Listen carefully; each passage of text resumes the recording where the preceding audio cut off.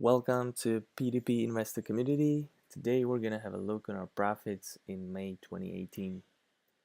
So, as you can see on this chart, the May profit was slightly higher than the previous 2 months, which in my opinion is because of the better interest distribution. Simply, as the time goes on, we hold more loans which are paid on time.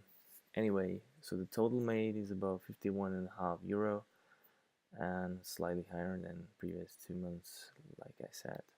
If we get to the below chart here, then you can see more detailed numbers, and in total 0.979% increased for the past 31 days.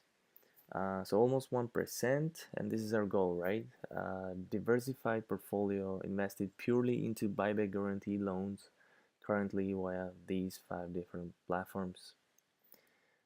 So like last month, I'd like to show you the 2 most profitable platforms. So let's have a look on Twino now. And if we check the cash flow for May, as you can see, 15.88 euros.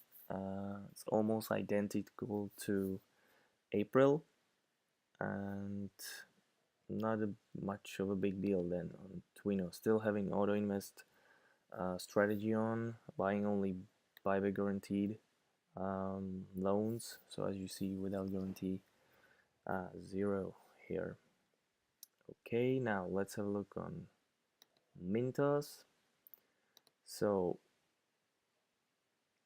for the last month, um, so although there's still Mogo campaign going on Mintos, as you see, I didn't receive any cashback, so I'm not participating into this. So Mogo, just for those who don't know, is offering a cashback of up to 5% if you participate on the loans, on the long-term loans, so to say. Okay, so overall 31.88 euros. As you see, interest received, interest income on rebuy. I actually got a couple of questions on the difference between these interest received and interest income on rebuy. So basically, interest received is your regular installments, right? Regular interest that you expect. Interest income on rebuy is simply when some conditions changed on the actual loan. So if we have a look, um, for example, loan agreement extended. So the borrower agreed with the originator on a different conditions. Thus, the loan was extended, and from your perspective, you're receiving the interest for the time you held the loan, as well as the principal. Loan agreement terminated. So for some reason, the agreement was terminated. It doesn't really matter why. If it was from the borrower not fulfilling some criteria, doesn't really matter. It's up to the originator to deal with the borrower. But again, you held the loan for a certain time, you deserve to get your interest. Also, there could be a buyback.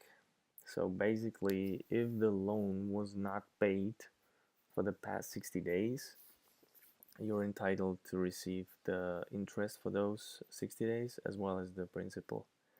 And last thing that I see here is the early repayment. So basically, when the borrower paid everything before the agreed end date, um, then the loan gets closed, you're getting interest and principal again.